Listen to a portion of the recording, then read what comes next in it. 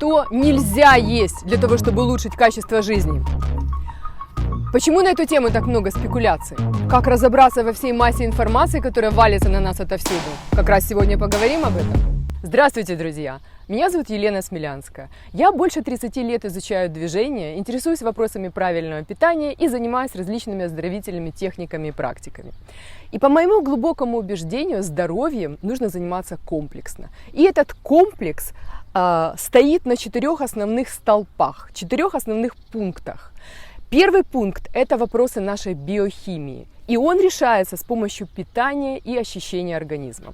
Второй пункт – это забота о нашем каркасе, опоре нашего тела, опорно-двигательном аппарате. Третий пункт – это поддержание достаточного уровня энергетики и ресурсности организма. Это решается прежде всего через дыхательные техники, рефлексотерапию, различные гармонизирующие и балансирующие практики, работа с энергией. И, наконец, 4-й момент – это работа с сознанием, и с помощью этой работы мы можем решить многие психосоматические проблемы. И сегодня я хочу с вами поделиться некоторыми важными моментами, касающимися вопросов питания. Начать хочу с очень важного постулата, утверждения, научно-медицинского факта, подтвержденного многочисленными исследованиями. Не существует единой системы питания, подходящей для всех. Еще раз повторю, не существует единой системы питания, подходящей для всех.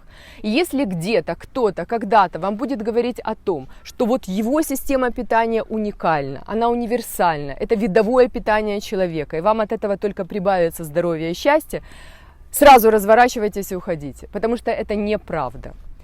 Одни авторитетные источники заявляют, что главное зло – это углеводы. Другие, не менее авторитетные источники, заявляют, что чем больше животных белков вы едите, тем больше шанс получить много различных заболеваний.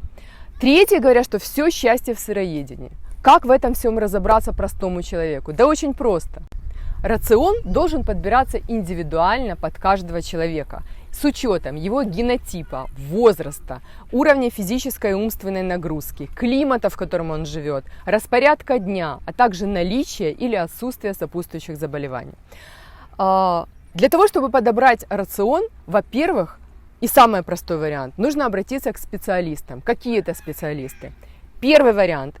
Обратитесь к прикладному кинезиологу. Это такой врач, который с помощью мышечных тестов тестирует переносимость вами определенных пищевых продуктов. Я, например, несколько раз проходила этот тест и очень довольна результатами. Второй вариант, один из самых простых. В любой лаборатории сдать анализ крови на аллергию на те или иные продукты. И третий вариант, воспользоваться методами биорезонансной терапии, которая тоже представлена во многих городах. И с помощью этих методов вы можете определить, какие продукты вы не переносите, соответственно, исключите их из рациона. И сейчас я собираюсь озвучить те вещи, собственно, ради которых я снимаю это видео. Вы можете начать формировать ваш индивидуальный рацион питания прямо сейчас, без помощи специалистов. И вероятность попадания в десяточку у вас будет примерно 70-80%. Для этого нужно знать определенные правила. И именно эти правила я собираюсь вам сейчас озвучить. То есть я буду сейчас называть продукты, которые нельзя есть никому, ни при каких обстоятельствах. То есть они не входят ни в один индивидуально подобранный рацион. И если эти продукты присутствуют сейчас и будут продолжать присутствовать в вашем рационе, то с каждым приемом пищи вы себе никоим образом не прибавите здоровья, а наоборот ускорите ваш путь к интеллектуальной и физической деградации. Итак, первый продукт, который вы должны полностью исключить из вашего рациона или как минимум очень сильно урезать, это сахар, сладкое, все сахаросодержащие продукты. Наша тяга к сладкому обусловлена разными причинами. Одна из них – это эволюционная. В наше подсознание встроены определенные программы, которые заставляют нас искать идеальные источники энергии. А глюкоза является идеальным источником энергии для нашего тела. Но нигде в природе сахар не насыпан, и ложками его вот так вот просто есть нельзя. И нельзя, ну вот по мановению волшебной палочки, что перед вами тут же лежали на тарелочках там пирожные, сладкая газированная вода и, в общем, все что угодно, что содержит сахар. Природа это не предусмотрела. Поэтому раньше найти сладкий продукт была большая удача. И то удовольствие, которое мы получаем после поедания сладости, оно является наградой человеку за то, что он нашел этот продукт, этот источник энергии, и стимулом для дальнейшего поиска подобных продуктов. А сейчас, когда мы заходим в супермаркет, нам не нужно искать подобные продукты, они вот вокруг нас везде лежат. И нам, наоборот, нужно максимально сдерживать работу этой нашей программы, которая стимулирует нас для того, чтобы мы схватили с полки какое-нибудь печенье или пирожное. Второй момент, который связан с нашей тягой к сладостям, это наша психологическая неудовлетворенность. Здесь задействован гормон дофамин, гормон, который вырабатывается, когда мы предвкушаем какое-то удовольствие, гормон достижения чего-то. Поэтому, когда у нас существует какая-то психологическая неудовлетворенность, мы тянемся за каким-то пирожным, конфетой, сладким чаем, сладкой газировкой, для того, чтобы вот просто нам стало более уютно, спокойно, приятно, и каким-то образом мы вот повысили уровень своего гормона удовольствия. И, наконец, третий момент – это наши, скажем, сожители, скажем так, это члены нашего микробиома, грибы, бактерии, вирусы и паразиты, которые у всех нас с вами живут в кишечнике в определенном соотношении, определенном количестве, и они требуют свою долю еды. Так вот, сладкое является идеальным субстратом для развития грибковой микрофлоры. Поэтому, если вы позволяете себе кушать сладкое, то тем самым вы растите в себе новые и новые мощные колонии грибковые, которые помимо всех проблем, которые они создают в нашем организме, еще создают огромный дефицит важных микроэлементов, витаминов, и вы можете болеть годами, не зная, что с вами происходит, а на самом деле просто вас изнутри пожирают грибы. Следующий продукт, который вам нужно исключить из вашего рациона, это глютен и все глютеносодержащие изделия. Прежде всего, это хлебобулочные изделия, сделанные на основании белой пшеничной муки. Вы можете возразить мне, ну как же так, хлеб всему голова, наши предки, бабушки и дедушки питались хлебом и все было нормально. К сожалению, в 70-е годы прошлого века возникли новые генно-модифицированные сорта пшеницы, которые содержат в 40 раз больше глютена, чем те сорта, которыми питались наши бабушки и дедушки. И поэтому тот хлеб, который мы с вами сегодня можем найти в магазине, это абсолютно другой продукт. Он не похож абсолютно на тот хлеб, которым питались наши предки. Глютен является одной из самых главных причин возникновения аллергий у людей. И по исследованиям ученых, примерно 70% населения Земли имеет явную или скрытую аллергию на глютен. Если вы еще не провели точный анализ крови на аллергию на глютен, то на всякий случай уберите глютен из вашего рациона. Он провоцирует всякие аутоиммунные заболевания и синдром так называемого дырявого кишечника, который повышает общий уровень воспаления в организме и в конечном итоге может привести к онкологии. И сразу говоря о хлебобулочных изделиях, я называю третий пункт, который нужно убрать из своего рациона. Это все дрожжевые продукты, продукты дрожжевого брожения, то есть фактически дрожжевой хлеб. Но при этом я имею в виду дрожжи терамофильные, те, которые используются в современной хлебопекарной промышленности.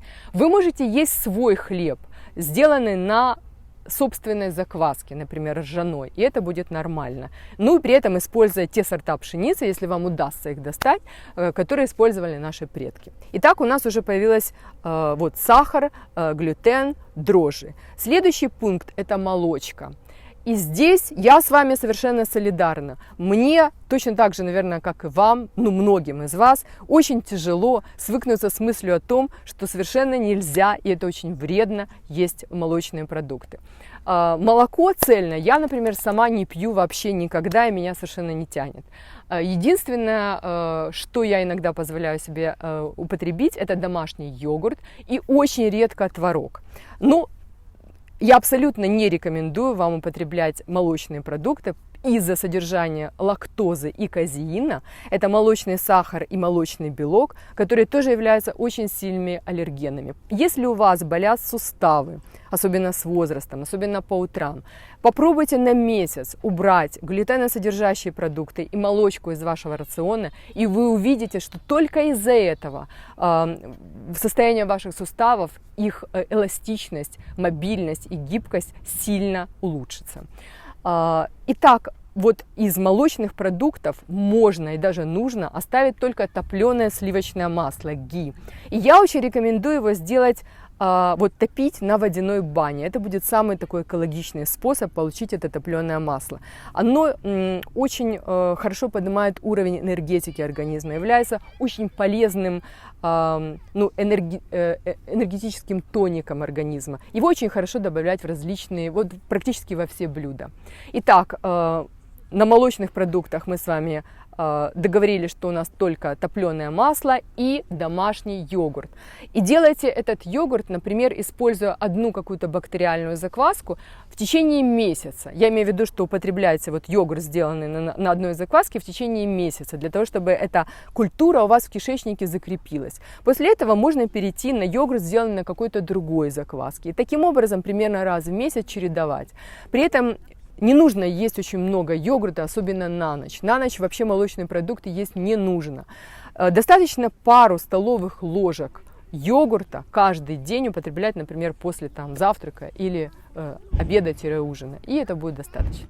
Следующий продукт, который вам очень желательно убрать из вашего рациона, это уксус и всякие химические добавки типа ешек. Когда я обычно прихожу в супермаркет, я рассказываю своим знакомым, что это у меня типа квеста. Я в супермаркете на полках пытаюсь найти какую-то еду, именно человеческую еду, а не некие какие-то производные химических элементов, которые, в общем-то, с очень большой натяжкой можно назвать едой, зато они в очень ярких и привлекательных упаковках.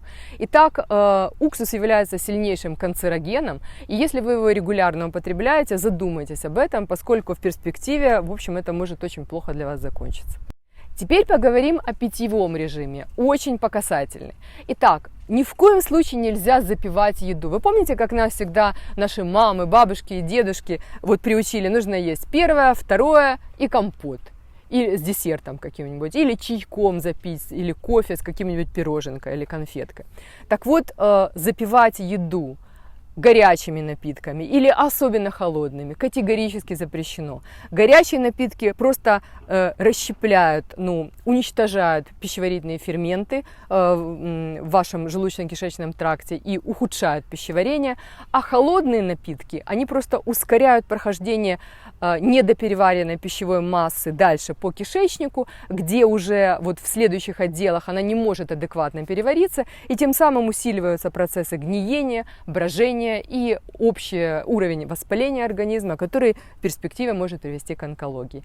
Итак, пить нужно минимум минут за 30 до еды и минимум через 1,5-2 часа после еды. Это самое главное правило, которое вам нужно запомнить.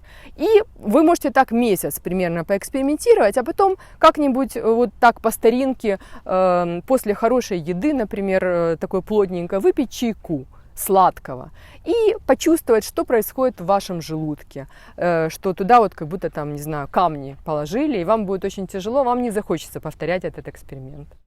Однако это правило не распространяется на первые блюда, жидкие супы, поскольку суп является отваром овощей, в частности, если это вегетарианский суп, а я надеюсь, что он у вас вегетарианский, и он стимулирует пищеварительную секрецию и помогает пищеварению. Поэтому супы вы можете есть столько, сколько хотите.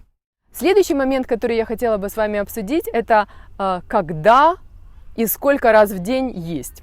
И, как я уже писала в своем посте в сообществе, я придерживаюсь уже очень много лет системы интервального питания или интервального голодания. Эта система предусматривает определенные периоды в течение суток, когда вы едите и когда вы не едите. Периоды еды нужно сокращать. Например, я сейчас питаюсь по схеме 6 часов – это пищевое окно, и 18 часов – это я ничего не ем. В течение этих 6 часов я ем 2 раза в день. Начинаю, например, у меня завтрак в районе 12 и обед-ужин, то есть второй прием пищи в 6 часов вечера.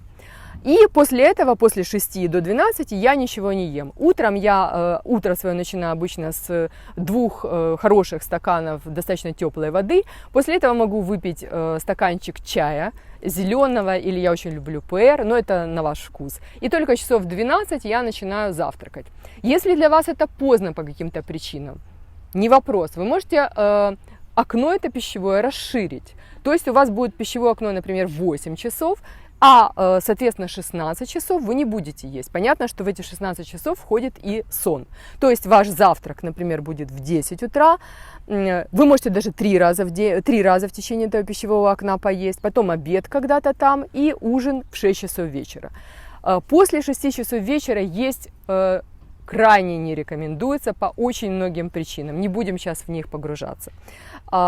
Наиболее продвинутые практики, скажем так, переходят на одноразовое питание. Ну, я до этого еще не дошла, поэтому у меня пока еще только двухразовое питание. Итак, еще раз повторяю, у меня режим 6/18.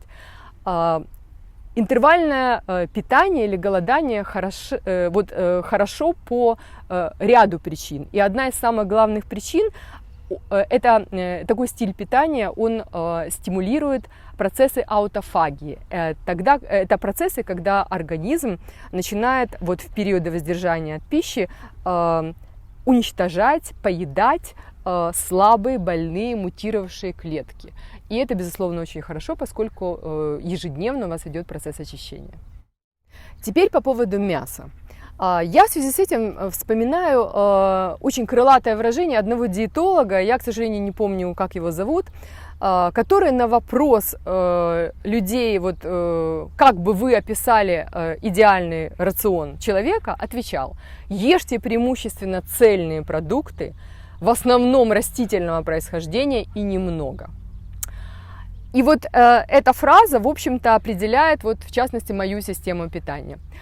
Я ни в коем случае не настаиваю на том, чтобы вы убрали из вашего рациона мясо. Но я призываю вас как минимум к тому, чтобы вы не ели свинину. Это вот такое категоричное правило. Вы можете в самом лайтовом варианте оставить в вашем рационе все остальные животные белки. Если вы хотите пойти немножко дальше, уберите и говядину, оставьте в вашем рационе рыбу, морепродукты, птицу и крольчатину. Еще дальше хотите пойти, уберите птицу и кролика, оставьте только рыбу и морепродукты, ну и яйца, конечно. Ну, если вы убежденный вегетарианец или веган, естественно, что вы убираете все животные белки и питаетесь только растительной пищей. Я в своем рационе, например, оставляю определенную долю животных белков, поскольку я знаю, что все люди, грубо говоря, делятся на 3 основные группы. Одни это вот убежденные по генотипу, они мясоеды, другие это смешанный тип, и третьи это вегетарианцы, те, которые совершенно спокойно могут всю жизнь прожить без животных белков. Я вот, по опыту отношу себя к смешанной группе, то есть у меня в основном преимущественно растительная пища с небольшой долей животного белка. Следующий момент, на который я хотела бы обратить ваше внимание, это сочетаемость продуктов. Если вы хотите похудеть, то вам достаточно только перейти на раздельное питание, и вес ваш сразу уменьшится. И наоборот, если ваш вес недостаточен, то вам не обязательно строго придерживаться принципов раздельного питания. Вы всегда можете посмотреть в интернете таблички сочетаемости продуктов. Но самые базовые вещи, это вам не нужно сочетать белки с углеводами. То есть, если вы едите кашу, например, то ее не нужно есть с котлетой, рыбой, яйцом или чем-то еще. Ее нужно есть только с овощами. Если вы едите какой-то белок, то его тоже нужно есть только с овощами. Например, фрукты или орехи – это отдельный прием пищи. И фрукты обычно едятся примерно через 1,5-2 часа после, скажем, основного приема пищи. И теперь я предвижу ваш вопрос. И даже некоторое возмущение по поводу всего того, что я сказала. Оно у вас зреет постепенно, и вы думаете про себя: боже мой, я настолько всего наговорила, а что же вообще тогда есть?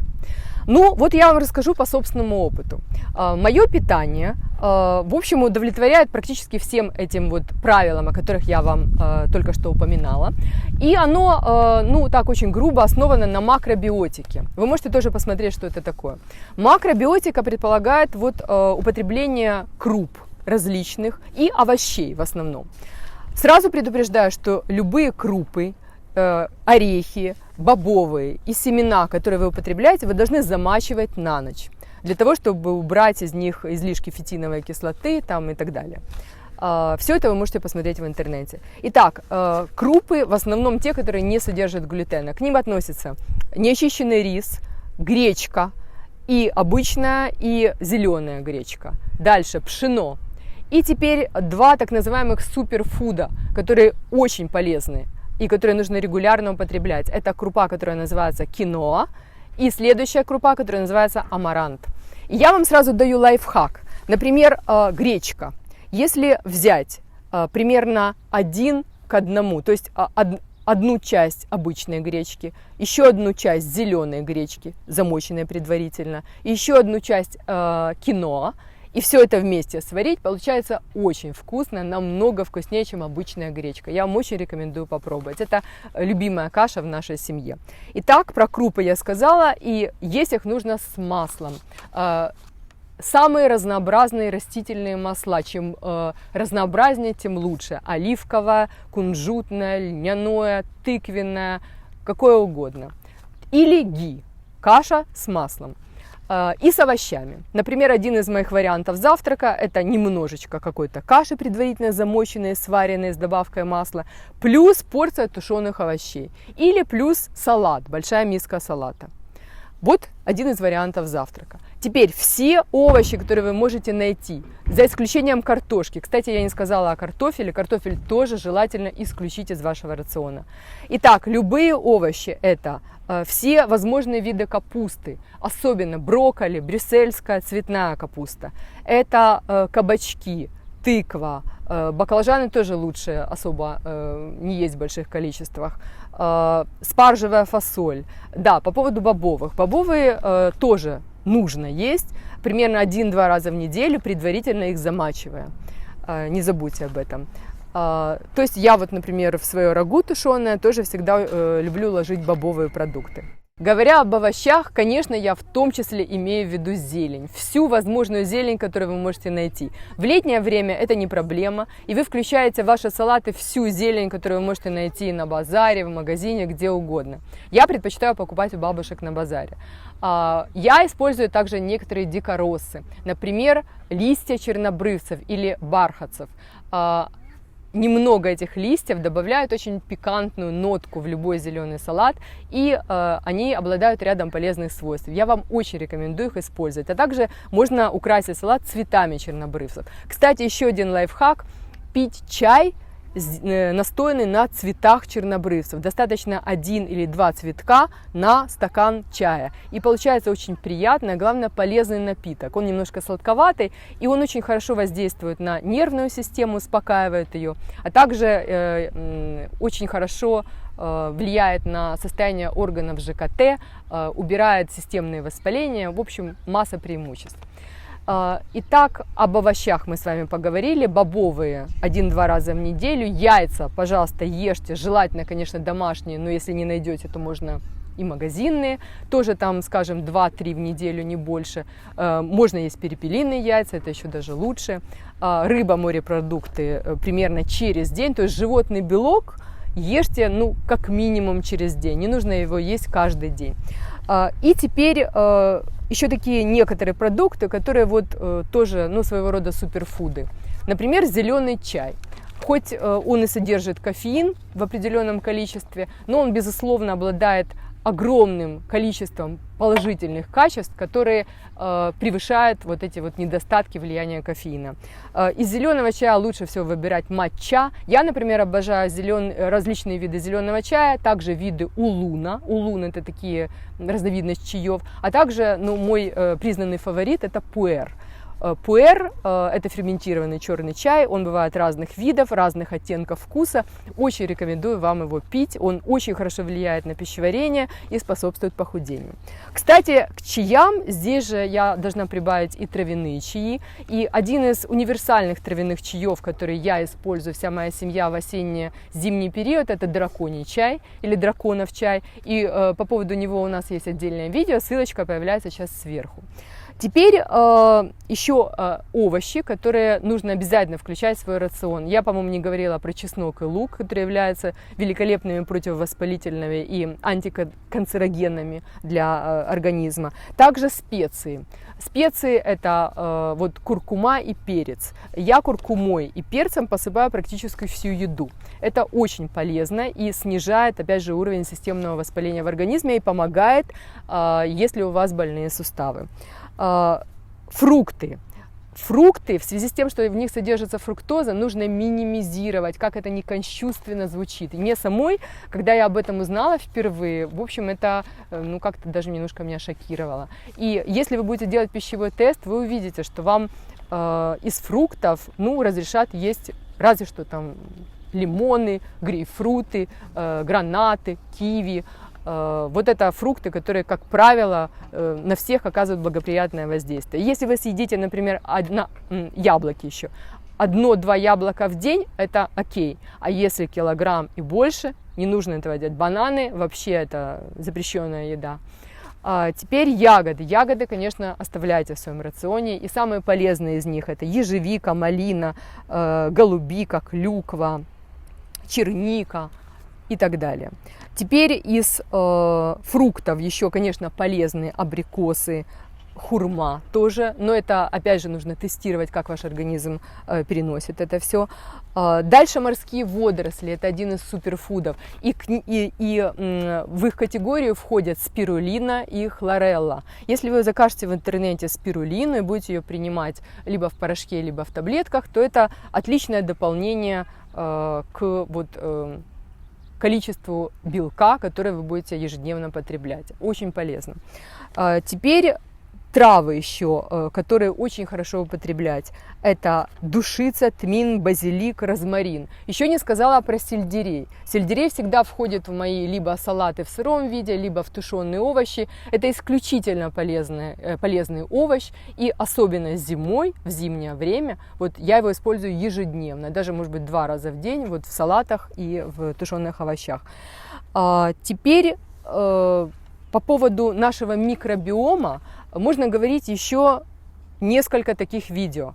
Если вам будет интересно, я могу снять отдельное видео по поводу микробиома, как его нужно правильно выращивать, холить или леять, для того, чтобы он, вот этот набор бактерий, помогал вам жить здоровой, полноценной жизнью. Потому что на самом деле те бактерии, которые у нас в желудке находятся, они определяют не только наше здоровье, общее самочувствие, они определяют наше настроение, склонность к депрессии, склонность к принятию жизненно важных решений.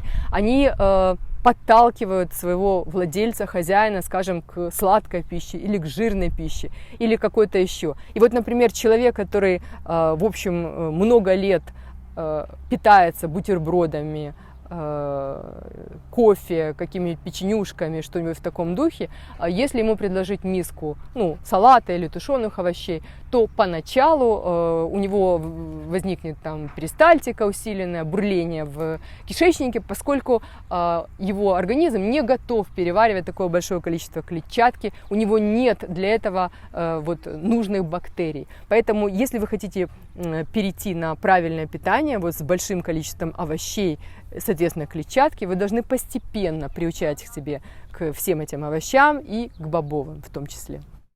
Друзья, о питании можно говорить еще очень долго. У нас остались еще многие темы нераскрытыми. И если они вас интересуют, вы можете в комментариях писать ваши вопросы, и я на основании этих вопросов с удовольствием сниму продолжение этого видео. Если вам это видео отозвалось, ставьте лайк, подписывайтесь на наш канал и ожидайте, впереди вас ждет еще много других интересных видео и комплексов с упражнениями. С вами была Елена Смелянская, и всем до скорой встречи!